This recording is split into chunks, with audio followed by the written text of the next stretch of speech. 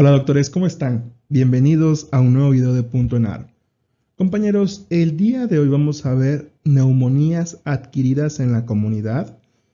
Nos vamos a enfocar en las neumonías bacterianas y en el siguiente tema veremos las virales enfocándonos en influenza, que es lo que más se pregunta. Así que compañeros, para no hacer este tema más largo, iniciamos. Bien, compañeros, este tema de neumonías es un tema muy largo y lo vamos a dividir de esta forma. Vamos a ver primero las neumonías adquiridas en la comunidad, que recuerden que estas son las más frecuentes y en algunas ocasiones no son tan graves. Depende mucho de las comorbilidades de los pacientes a quien esté afectando y también la forma de presentación. Esta a su vez se va a dividir en las etiologías de origen viral, bacteriano y atípico. Y es lo primero que vamos a ver en el tema. Posterior a esto, vamos a ver la intrahospitalaria. En la intrahospitalaria pueden ser los mismos agentes, sean virales, atípicos o bacterianos, aunque son mucho más característicos los bacterianos. Y esta, la intrahospitalaria, la vamos a definir como la neumonía que se manifiesta después de las 48 horas del ingreso del paciente al hospital o 72 horas después del egreso. Cabe mencionar que esta es mucho más grave. Y dentro de esta tenemos una variación, que es la neumonía asociada a ventilación mecánica invasiva, que generalmente esta es muy grave porque ya se asocia a Staphylococcus aureus resistentes e incluso a veces son resistentes a vancomicina y tenemos que dar carbapenémicos. Es algo que ya iremos mencionando más adelante. Y tenemos una tercera clasificación que esta obviamente no se pregunta, que son la neumonía asociada a cuidados de salud, que aquí son pacientes que son sometidos a un contacto sanitario, por ejemplo, pacientes que van constantemente por una hemodiálisis, que están en quimioterapia, que están constantemente yendo al hospital y que además están inmunodeprimidos. Esta, repito, compañeros, no se pregunta. Nos vamos a enfocar en estas dos. Así que, compañeros, iniciamos con neumonía adquirida en la comunidad. Con respecto a este tema, compañeros, no sé si recuerdan que ya lo habíamos visto en pediatría y es un tanto similar. En pediatría vimos NAC, que es la neumonía adquirida en la comunidad, y ahí les puse un cuadro comparativo que viene en la guía de práctica clínica, en donde nos pone una comparación, válgase la redundancia, de una neumonía bacteriana, atípica y viral. Y se las comento rápido solamente para recordar eso, haciendo énfasis que es en pediatría, ¿de acuerdo? Recuerden que de esas tres etiologías, la viral y la atípica se van a parecer bastante. ¿Por qué? Porque tenemos un inicio insidioso.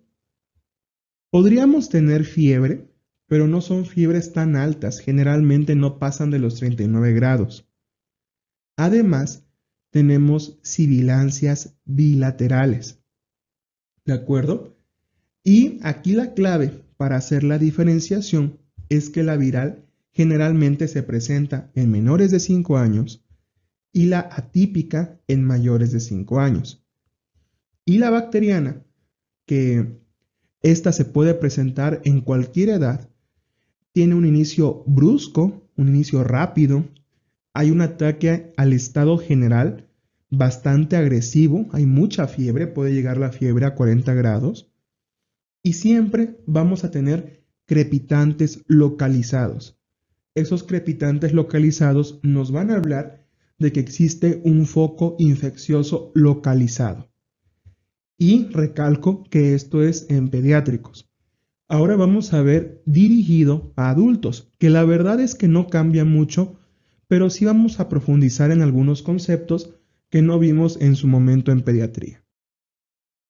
Vamos a definir a la neumonía adquirida en la comunidad como una enfermedad común, pero potencialmente grave, sobre todo si se asocia a comorbilidades. Esto a su vez va a elevar ya sea su mortalidad o sus morbilidades, principalmente en extremos de la vida, en pediátricos y en geriátricos. Es por esta razón que la vacunación siempre va enfocado a ellos, a pediátricos y a geriátricos. ¿Y cuáles son las dos vacunas que previenen neumonía adquirida en la comunidad? Del lado de las bacterianas está la de neumococo, que ustedes ya saben que en pediátricos se aplica la 13 valente a los 2, 4 y 12 meses. Y en geriátricos se aplica la 23 valente después de los 65 años o a los 60 años si existe alguna comorbilidad. Entonces, la manera más efectiva de prevenir una neumonía es la vacunación. Esa es una pregunta que se podría hacer. La medida más efectiva para prevenir una neumonía es la vacunación. Vamos con la epidemia. Aquí se menciona que tenemos de 3 a 8 casos por 1000 habitantes cada año. Entonces, obviamente es una epidemiología bastante alta. E incluso, ya lo habíamos comentado en algún momento, la principal causa de consulta en nuestro país son las infecciones de vías aéreas superiores. Y hay que decir que en algunas ocasiones se pueden complicar a una neumonía.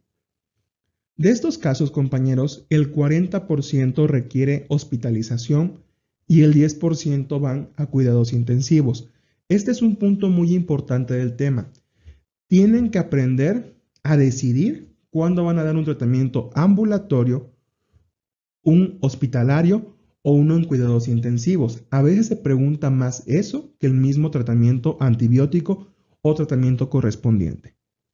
Se menciona que anualmente hay 450 millones de casos en todo el mundo. La mortalidad a nivel global es del 10% y el 50% de los casos el agente causal no es identificado. Por obvias razones, compañeros, nosotros sí podemos identificar una neumonía de acuerdo a la etiología a grosso modo, es decir, saber si es viral, bacteriana o atípica. Pero ya identificar específicamente el agente sí es más complicado. Por ejemplo, en la bacteriana tendríamos que hacer cultivos y muchas veces los cultivos no crecen. En la neumonía viral, pues igual, hacer serologías y muchas veces no contamos con los recursos. Entonces, en el 50% de los casos, el agente causal no es identificado. Ahora, aquí vienen dos preguntas que les podrían hacer y dos datos que son muy importantes. El Streptococcus pneumoniae es la bacteria más frecuente. Se menciona que puede ser del 30 al 40% aproximadamente de los casos de una neumonía bacteriana, y es que además, compañeros, se asocia con muchas patologías, con muchas comorbilidades. Por ejemplo, pacientes diabéticos, alcohólicos o como una sobreinfección de una infección de vías aéreas superiores. Por esta razón, Streptococcus pneumoniae es la bacteria más frecuente, aunque afortunadamente cada vez disminuye más la incidencia gracias a las vacunas que ya habíamos mencionado anteriormente. Ahora, si les preguntan cuál es la causa más frecuente de neumonía viral en adultos es influenza y en niños es el virus sincitial respiratorio. Esto ya lo habíamos visto en la clase de pediatría, pero repito, estos datos van de memoria. Aquí les ponemos los agentes causales, compañeros, de la neumonía típica. Que ya saben, la típica o puede ser bacteriana o puede ser viral. Dentro de la bacteriana, ya lo comentábamos, está Streptococcus pneumoniae en un 39%, que puede a veces ser un poco menos, del 30 al 40%, así déjenlo. Y ya se los explicaba, se asocia con muchas comorbilidades, alcoholismo, infecciones de vías aéreas sobreinfectadas, diabetes, enfermedad pulmonar obstructiva. Por esta misma razón, compañeros, siempre que les pongan un cuadro de neumonía de inicio brusco, con crepitantes localizados, un ataque al estado general muy agresivo, piensen inmediatamente en una neumonía bacteriana por Streptococcus pneumoniae. En segundo lugar tenemos Haemophilus influenza en un 14%. En tercero, Staphylococcus aureus con un 8%. Aquí Staphylococcus aureus en el medio comunitario no es tan agresivo. El problema es cuando lo adquirimos de manera intrahospitalaria, porque ahí ya es resistente. Después tenemos a Klebsiella y otra que es muy importante, que es la Pseudomonas.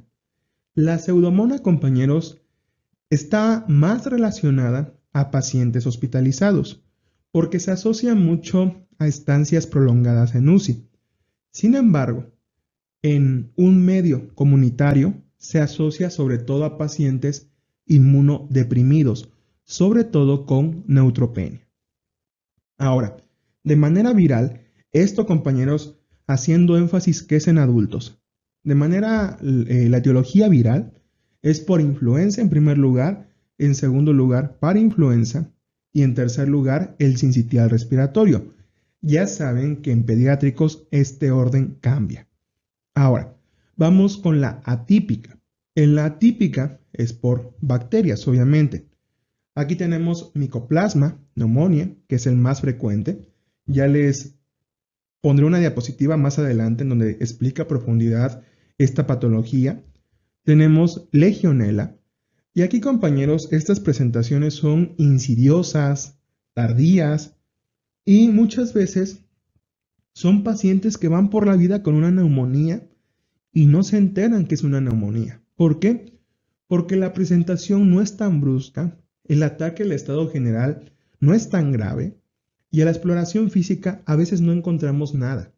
Entonces ya nos profundizaremos más en la diapositiva correspondiente. Factores de riesgo para neumonía, comorbilidades como asma, EPOC, tabaquismo, alcoholismo, hacinamiento y pacientes inmunodeprimidos. Ahora, siempre es necesaria una necrosis para que las esporas de estas bacterias germinen y produzcan la toxina que provoque todo el daño de los bronquios. Ahora vamos al cuadro clínico de las neumonías adquiridas en la comunidad. Cabe aclarar que cada tipo de neumonía tiene una clínica específica. Aquí lo estamos haciendo de forma general, enfocándonos un poco más en las bacterianas. El síntoma más frecuente es la tos, en un 41% de los pacientes. Puede haber o fiebre o hipotermia. Obviamente ya saben que si tenemos hipotermia, estos pacientes tienen mayor gravedad. Ahora, puede haber disnea, esputo purulento, dolor torácico pleural y a la exploración física. En bacterianas tenemos crepitaciones a la auscultación y el signo clínico con mayor valor predictivo de una neumonía es la taquipnea. Siempre que les pongan un paciente con taquipnea sin sibilancias, deben pensar en una neumonía, independientemente de la edad. Además, podemos tener sonidos respiratorios bronquiales, matidez a la percusión. Siempre, compañeros, es necesario confirmar nuestra sospecha con una radiografía de tórax. ¿Por qué? Porque esta nos va a permitir diferenciar medianamente si se trata de una neumonía viral o de una neumonía bacteriana. Por ejemplo, compañeros, en la radiografía bacteriana vamos a encontrar un infiltrado alveolar, zonas localizadas. He mencionado mucho esto en clases. Tenemos un foco bacteriano, entonces tenemos un infiltrado alveolar muy localizado. En cambio, en la neumonía viral o incluso en la atípica, podríamos encontrar un infiltrado intersticial difuso. Entonces, compañeros, Siempre que ustedes cuenten con el recurso de un ultrasonido o de un TAC y además tengamos datos de gravedad o alteraciones en la radiografía, deberíamos solicitar estos estudios complementarios. Además, algunas recomendaciones y puntos de buena práctica que vienen en la GPC nos dicen que la procalcitonina y la PCR son predictores de mortalidad. Y compañeros, yo creo que esto ya quedó claro, ¿no? Siempre que pidan estos dos marcadores inflamatorios, va a ser para evaluar el pronóstico del paciente. Incluso van a ver más adelante que para el tratamiento va a ser muy determinado, muy influenciado por la PCR. Y el hemocultivo es opcional y selectivo. Obviamente, no lo van a hacer de rutina en neumonías leves ni en pacientes sin factores de riesgo, pero sí en pacientes con comorbilidades o por lo menos con una neumonía moderada, ¿de acuerdo? Y ya saben, el hemocultivo siempre se hace antes de iniciar el tratamiento antibiótico. Y sobrinos, recuerden que ya tenemos plataforma. Búsquennos como curso.enar.com.mx. Ahí van a encontrar un curso totalmente gratuito con todas las clases que hemos subido a YouTube, no solo hasta este momento, sino de 1 o 2 meses más adelantadas. Actualmente en ese curso va en la clase 88.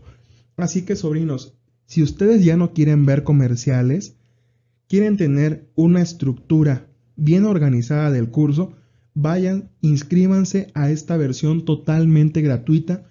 Va a seguir siendo gratuita hasta que ustedes presenten el ENAR 2023, es decir, hasta el 30 de septiembre. Solo tienen que registrarse y no tienen que pagar absolutamente nada. Además, van a encontrar 4 simuladores para que ustedes contesten. Son un simulador por especialidad. Y sobrinos, en caso de que les esté gustando nuestra forma de compartir el conocimiento y quieran ingresar a nuestro curso completo con simuladores semanales, con flashcard, con puntos flash y una infinidad de material, además del curso intensivo asincrónico a partir de julio, en donde vamos a tener 30 clases de 2 horas de duración aproximadamente, con los puntos esenciales para el ENAR. Ingresen a nuestro curso.enar, el pago mensual es solo de 200 pesos y si hacen un pago único es de 1000 pesos. Este pago único es con fecha de abril. Si ustedes están viendo este video después, es probable que este costo se haya hecho más pequeño. Y nada más por mencionar, tenemos el grupo de estudio, que el grupo de estudio generalmente se encuentra lleno, afortunadamente. En este grupo de estudio, además de las clases pregrabadas que ofrecemos en este curso completo, tenemos sesiones en vivo. Actualmente estamos en el semi-intensivo. Tenemos 2 clases en vivo por semana de 2 horas y media o hasta 3 horas de duración, que consiste que primero, antes de entrar a clase, se conteste un simulador que nosotros enviamos, vemos la clase de repaso, después analizamos el simulador y terminamos con una sesión Kahoot. Entonces son sesiones interactivas en donde ustedes integran el conocimiento. Así que sobrinos, no lo piensen más, ingresen a nuestra plataforma y pues bueno, ese era todo el comercial. Ahora sobrinos, algo que comenté hace un momento es que debían identificar cuándo hospitalizar a un paciente, cuándo enviarlo a UCI y cuándo dar un tratamiento ambulatorio. Y eso es muy preguntado. Pero para esto tenemos la famosa clasificación o estadificación CUR65, que tenemos criterios clínicos, donde la C corresponde a confusión, y esto nos da un punto. Nitrógeno ureico en sangre mayor a 19 es un dato que tienen que recordar. Mayor a 19 nos va a dar un punto. La frecuencia respiratoria mayor a 30, otro punto. Una presión arterial con datos de choque, es decir, una sistólica menor a 90 o una diastólica menor a 60 es otro punto, y una edad mayor a 65 años es otro punto. Entonces, compañeros, si se dan cuenta, tenemos 5 puntos.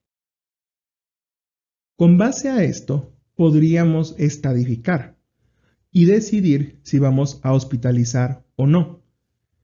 Y tenemos dos alternativas, el CURP 65 y el que no tiene la U, porque la U es de nitrógeno ureico. Si se dan cuenta, es el único parámetro bioquímico que evalúa esta clasificación.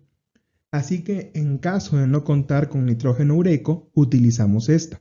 Obviamente, si contamos con el recurso, deberíamos utilizar esta. ¿Y qué nos dice? La que utiliza el nitrógeno ureico, CURP 65, nos dice que si tenemos 0 o 1 punto, el paciente puede recibir el tratamiento de forma ambulatoria. Imagínense, solamente 1 punto. Pero si se dan cuenta, estos criterios clínicos son datos ya hasta de gravedad. Confusión, frecuencia respiratoria ya muy alta, más de 30, chocado o una edad mayor a 65. Entonces, se entiende que solamente con 1 punto se puede quedar en casa, porque ya a partir de 2, el tratamiento debe ser intrahospitalario o si se hace en casa, se debe supervisar de forma estricta. Y ya con más de 3 puntos, se tiene que hospitalizar e ingresar a cuidados intensivos. Y compañeros, si por alguna razón ustedes están en su servicio social y no tienen la posibilidad de realizar este estudio, pues van a estadificar con esta clasificación. Y aquí, compañeros, con que su paciente tenga 1 punto, tienen que hospitalizar. Pónganse a pensar, compañeros, si les llega un paciente con datos de neumonía mayor a 65 años y no tienen la posibilidad de hacer nitrógeno ureico, tienen que mandarlo a hospitalización, por lo menos a que le realicen el estudio y ver y valorar posteriormente si se puede hospitalizar o se puede ir a casa. 3 o 4 puntos es alto riesgo de muerte y tienen que ir generalmente a cuidados intensivos. Entonces, compañeros, esta clasificación, por favor, que no se les olvide. Ahora, siempre para hacer el diagnóstico, independientemente del tipo de neumonía, debemos hacer una tinción Gram para descartar una neumonía bacteriana, porque obviamente son las más complicadas y las más graves. Idealmente se refiere, o se prefiere, mejor dicho, un aspirado endotraqueal para tener un mejor rendimiento. ¿Cuándo vamos a hacer el cultivo de forma rutinaria? Ya comentábamos que el hemocultivo no se solicita siempre, solo en pacientes graves o en los extremos de la vida. También en pacientes que estén intubados, sobre todo para descartar alguna neumonía asociada a ventilación invasiva. Y también debemos solicitar este cultivo en pacientes que estén en área endémica de Legionela. Recuerden que la Legionela es una bacteria que produce neumonía atípica y esta Legionela principalmente se presenta en pacientes que estuvieron en presencia de aires acondicionados o climas, como dicen en el norte del país, contaminados, ¿de acuerdo? Ahora, el tratamiento guiado por CURP 65 se asocia a un decremento en el uso de antibiótico de amplio espectro y para evaluar gravedad. Por eso es que es muy necesario que lo recuerden muy bien. Ahora, si por alguna razón no cumple con estos criterios, pero sí tiene problemas para alimentarse, un déficit cognitivo que no le permite llevar bien el tratamiento, o una enfermedad neuromuscular severa, por ejemplo, miastenia gravis, esclerosis lateral amiotrófica, enfermedad de Parkinson, que son pacientes que generalmente fallecen por esto, por una neumonía, por lo mismo de que no tienen la facilidad de utilizar sus músculos respiratorios pues pueden fallecer por esto. Entonces, en estos pacientes también habría que hospitalizar. Ahora, compañeros, la clasificación de CURP es la que más les van a preguntar, porque esa se puede realizar de manera muy sencilla en primer nivel.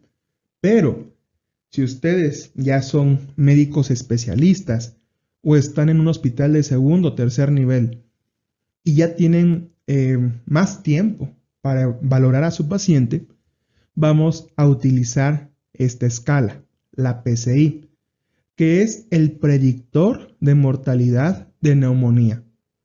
Y con base a esto, pueden decidir si su paciente se hospitaliza o no. Ahora, tenemos aquí muchos parámetros.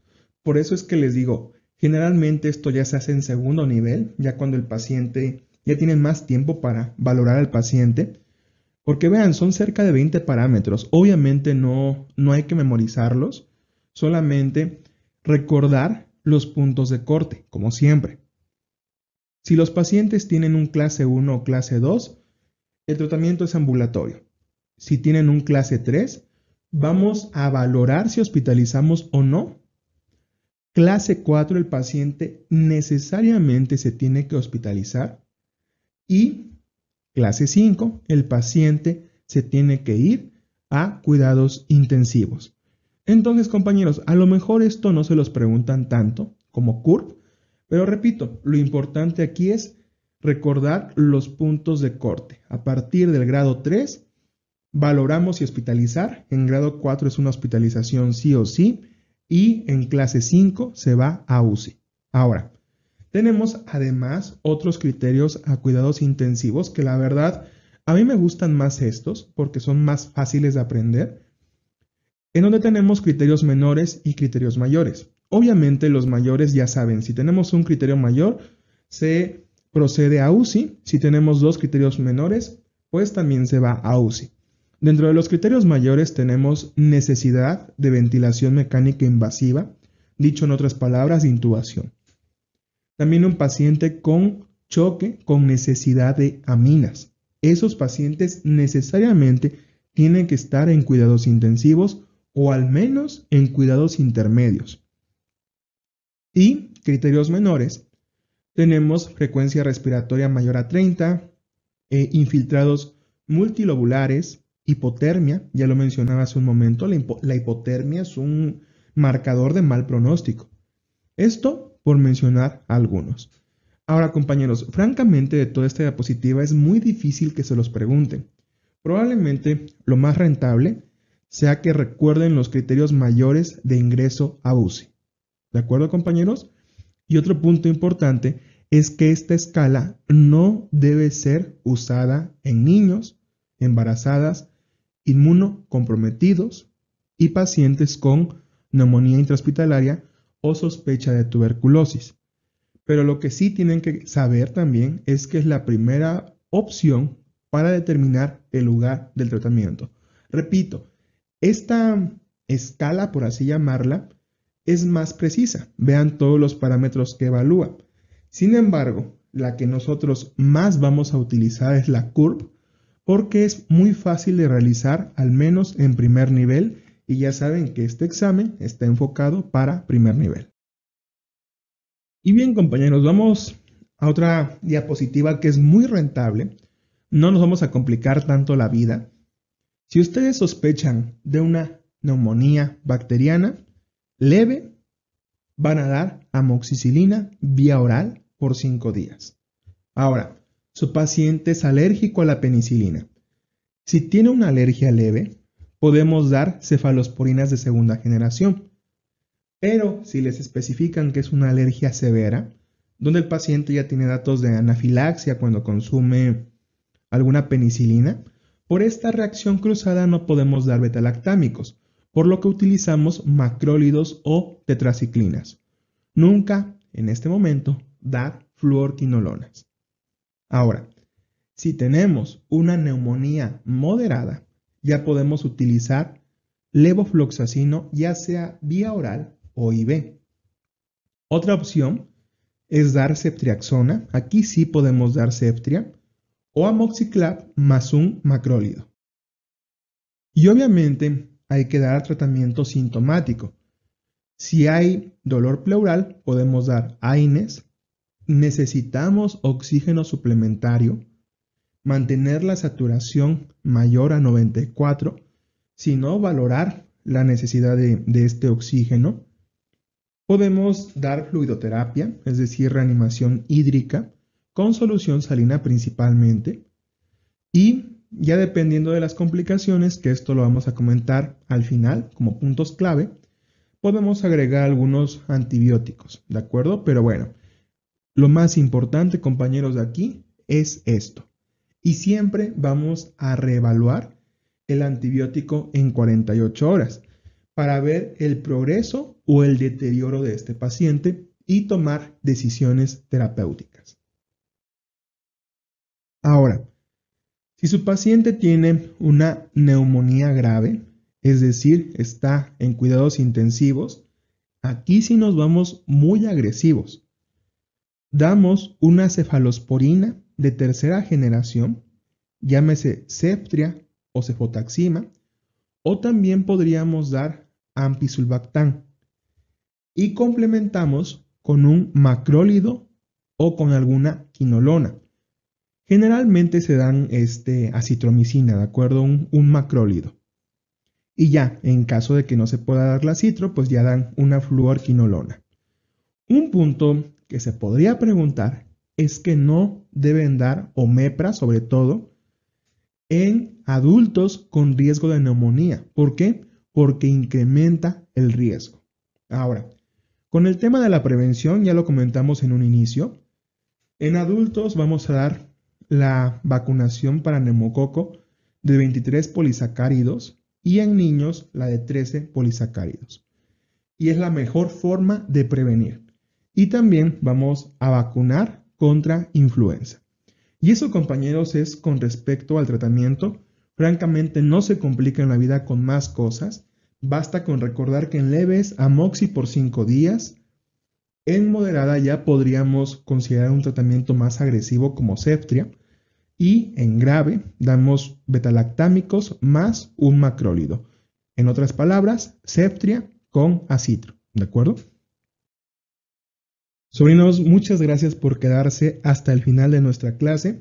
Ya saben, si les gusta nuestra forma de transmitir el conocimiento, por favor compártanos, síganos en nuestras redes sociales. En todos lados nos encuentran como Punto Enar. Y sobrinos, se vienen muchos proyectos, se vienen cosas nuevas, estén al pendiente, sobre todo del grupo de Telegram, que es donde damos la mayoría de anuncios. Así que sobrinos, sin más, nos despedimos, cuídense mucho y un fuerte abrazo. Saludos del tío.